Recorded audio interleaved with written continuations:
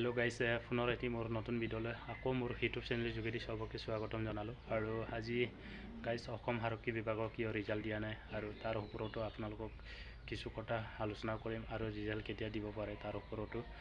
আৰু যিসকলে first time মোৰ ভিডিঅ'টো চাইছে সেইসকলে লাইক কমেণ্ট শ্বেয়াৰ আৰু ছাবস্ক্ৰাইব কৰিবলৈ অলপো নাপাহৰিব গাইজ। আৰু নিউ ভেকেঞ্চিও আহি আছে, নিউ ভেকেঞ্চিৰ কাৰণে লাগি থাকক আপোনালোকে। অক্টোবৰ 10 তাৰিখে নিযুক্তি পত্ৰ দিয়া হ'ব বুলি মামাই সেইদিনাখন আপোনালোকক জনাই দিলে। আৰু কোন তাৰিখে আমাৰ ফাইনেল ৰিজাল্ট দিব পাৰে তাৰ ওপৰতো আজি আলোচনা কৰিম। কিয়নো আগৰ যিটো আছাম পুলিচ AVUV হওক বা কামাণ্ডোৱে হওক বা ফৰেষ্ট বেটেলিয়ান APF হওক, একমাহ আগত বা 15 দিনৰ আগতে ৰিজাল্ট দিয়া হৈছিলে, এপইণ্টমেণ্ট লেটাৰ দিয়াৰ আগতে। কিন্তু এইবাৰো সেনেকুৱাই দিব। আপোনালোকক মই এটা ডেট হিচাপে মই জনাই দিছোঁ, 15 ছেপ্টেম্বৰ তাৰিখলৈকে আপোনালোকে ৱেইট কৰিব লাগিব। 15 ছেপ্টেম্বৰৰ পৰা 20-25 তাৰিখলৈকে মাজত থাকিব লাগিব, তাত ৱেইট কৰিব লাগিব আমি। তাৰ মাজতে ৰিজাল্ট দিয়াৰ চান্সটো বেছি আছে, কিয়নো আগৰ আছাম ফৰেষ্টে হওক বা কামাণ্ডোৱে তেতিয়াও এনেকুৱাই দিছে, 15-20 দিন বা একমাহৰ আগতে ৰিজাল্ট দিয়ে, তাৰপাছতে এপইণ্টমেণ্ট লেটাৰ আপোনালোকক দিয়া হ'ব। কিন্তু এইবাৰ 10 অক্টোবৰ বুলি কৈছে। 10 অক্টোবৰ বুলি ক'লে আমাৰ তাৰ পৰা প্লাছ কৰিলে 20-25 দিনমান প্লাছ কৰিলে আমাৰ হয়তো ছেপ্টেম্বৰ 15 তাৰিখৰ পৰা 20 তাৰিখৰ মাজতে পৰিব। আমি যেনেকুৱা হ'লেও ৱেইট কৰিব লাগিব গাইজ। আৰু আপোনালোকে নিশ্চিত মনে থাকক, এইবাৰ ৰিজাল্টটো দেৰি হৈছে, কিয়নো আগৰ পৰা আমাক 2.5 বছৰমান হৈ গৈছে যেতিয়াৰ পৰা প্ৰেক্টিছ কৰিছিলোঁ সেই ভেকেঞ্চিটোৰ কাৰণে। আছাম পুলিচেই হওক বা কামাণ্ডোৰ কাৰণে হওক, আমি যেতিয়াৰ পৰা ৰানিং ষ্টাৰ্ট কৰিছিলোঁ তেতিয়াৰ পৰা আজিৰ তাৰিখলৈকে ৰিজাল্ট পোৱা নাই। কিন্তু আমাৰ 2 বছৰ পাৰ হৈ গৈছে। কিন্তু বেলেগ ভেকেঞ্চিৰ কাৰণে কেনেকুৱা আমি হেজটোতো ৰখাব নোৱাৰোঁ, আমাৰ হেজ পাৰ হৈ গৈছে, আমাৰ বয়সেই নাই। আৰু এইবাৰ কামাণ্ডোৰ কাৰণে বয়স নাই। এইবাৰ যেনে তেনে মই এপ্লাই কৰোঁতে মোৰ 10-15 দিনমান বাকী আছিলে, এতিয়াতো মোৰ বয়সেই পাৰ হৈ গ'ল। যেনে তেনে ইণ্টাৰভিউ দিব পাৰিছিলোঁ বাৰু 15-20 দিনৰ আগতে এপ্লাই কৰাৰ কাৰণে। আৰু এতিয়া অসম আৰক্ষী বিভাগৰ আমি যেনেকুৱা হ'লেও 15-20 তাৰিখলৈকে ৱেইট কৰিব লাগিব গাইজ। আৰু নিউ ভেকেঞ্চি আহি আছে, নৱেম্বৰ মাহত এপ্লাই হ'ব বুলি ক'লে, অক্টোবৰত নিযুক্তি পত্ৰ দিয়া হ'ব। তাৰপিছত নিযুক্তি পত্ৰ দিয়াৰ পাছতে 1 মাহৰ পাছত বা 15 দিনৰ পাছত আমাৰ এপ্লাই ষ্টাৰ্ট হ'ব বুলি ক'লে মামাই। আমি তেতিয়ালৈকে ৱেইট কৰিব লাগিব। আৰু যিসকলে ইণ্টাৰভিউ দিম বুলি ভাবিছে সেইবাৰ নিউ ভেকেঞ্চিৰ কাৰণে চকৰ ভেকেঞ্চি ওলাব আছাম ফৰেষ্ট বেটেলিয়ান, তাৰ কাৰণে যিসকলে ইণ্টাৰভিউ দিম বুলি ভাবিছে এতিয়াৰ পৰা আপোনালোকে চেষ্টাটো চলাওক, যাতে আগন্তত আপোনালোকৰ ইণ্টাৰভিউত ভাল এটা মাৰ্ক উঠাব পাৰে।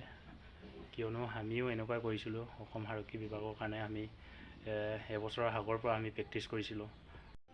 আৰু যেনেকুৱা আপোনালোকে ৱেইট কৰি আছে, ময়ো ৱেইট কৰি আছোঁ ৰিজাল্টৰ কাৰণে।